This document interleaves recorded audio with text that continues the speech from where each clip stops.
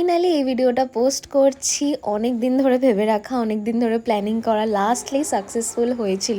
তো পুরো ভিডিওটা কিন্তু অবশ্যই দেখো, অনেক এনজয় হবে আর অনেক মজা পাবে, অনেক হাসি হাসি ইনসিডেন্টও আছে।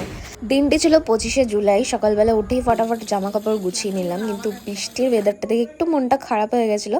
তবে সন্ধ্যাবেলা বেরোনোর সময় কোনো বৃষ্টি ছিল না। আর এখানে চলে এসেছিলাম দমদম মেট্রো স্টেশনে, আর মেট্রো করে চলে গেছিলাম এসপ্ল্যানেড। এবার তোমাদের বলি, আমরা সবাই বন্ধুরা মিলে অনেক দিনের প্ল্যান করেছিলাম যে আমরা কোথাও একটা ঘুরতে যাব শুধু ফ্রেন্ডসরা মিলে। তো সেটা পসিবল হচ্ছিল না। সেই কলেজের ফার্স্ট ইয়ার থেকে প্ল্যান করেছিলাম, সেইটা গিয়ে সাকসেসফুল হলো আমাদের কলেজ লাইফ শেষ হওয়ার 1 বছর পরে। তো আমরা সবাই প্ল্যান করেছিলাম দীঘা যাওয়ার, আর এই হচ্ছে আমাদের দীঘা যাওয়ার বাস। তবে এত আনন্দের মাঝখানে একটা দুঃখ ছিল যে আমাদের বন্ধুদের গ্রুপের মধ্যে একটা বান্ধবী যেতে পারেনি আমাদের সাথে, ওর অফিসের কোনো প্রবলেমের জন্য। তবে হ্যাঁ, আমরা এটা এখনও ভেবে রেখেছি, জানি না সাকসেসফুল হবে কি না, আগে থেকে তো বলতে নেই। তবে হ্যাঁ, প্রত্যেক বছর আমরা ছোট ছোট কোনো না কোনো ট্রিপ করব বন্ধুরা, আমাদের নিজেদের সাধ্যের মধ্যেই।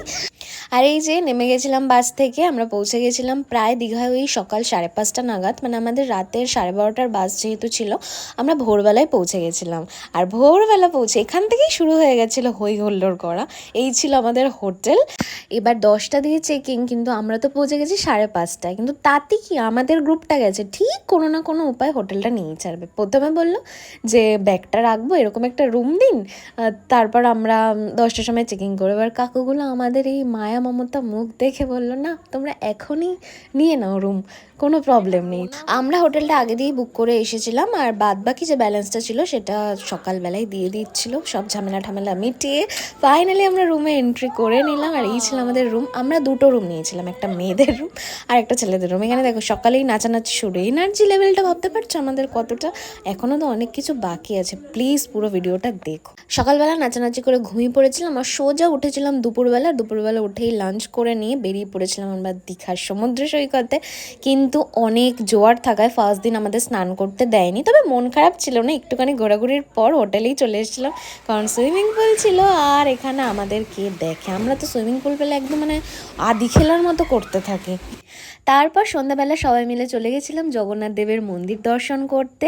আর এই মন্দিরে আমরা অনেকটা টাইম স্পেন্ড করেছিলাম। আর আমি না দুদিনে আমরা 2 দিন দীঘায় থেকেছি, 2 দিনের সমস্ত ক্লিপ আমি একবারেই ভিডিওতে দিয়েছি, কারণ অনেক ক্লিপ নিতে ভুলে গেছি আনন্দের চক্করে। মন্দিরের ভেতরে খুব একটা ভিডিও অ্যালাউ করছিল না, খুব একটা কি একেবারেই ভিডিও অ্যালাউ করছিল না, তাই জন্য বাইরেটাই পুরোটার অনেকটা বড় এরিয়া জুড়ে ছিল, তাই বাইরেটাই পুরো ঘুরে ঘুরে দেখছিলাম। তাও অনেক কষ্টে একটা ছোট্ট ক্লিপ নিয়েছিলাম দেখো। আর মন্দির দর্শন করার পর আমরা চলে গেছিলাম নিউ দীঘার সমুদ্রের পাড়ে, একটু বসে গল্প করছিলাম সব বন্ধুরা মিলে।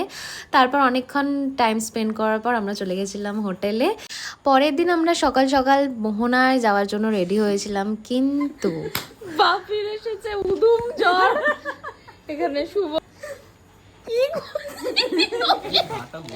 ওকে মোছাচ্ছিস কেন?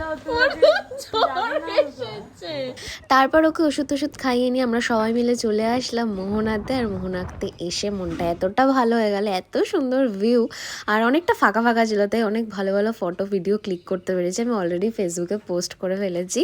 তো অনেক এনজয় করেছিলাম। তারপর আমরা চলে আসলাম হোটেলে। আর দেখো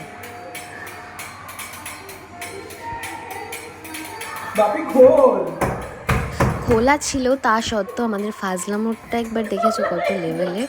তো ওর জন্য আমরা জল আনতে গেছিলাম নিচে, আর এসে এখানে এই ফাজলামোগুলো করছিলাম। তো এভাবেই খুব আনন্দ করেছি 2টো দিন। তারপর পরের দিন 28 তারিখে সকালবেলা আমরা চেক আউট করেছিলাম।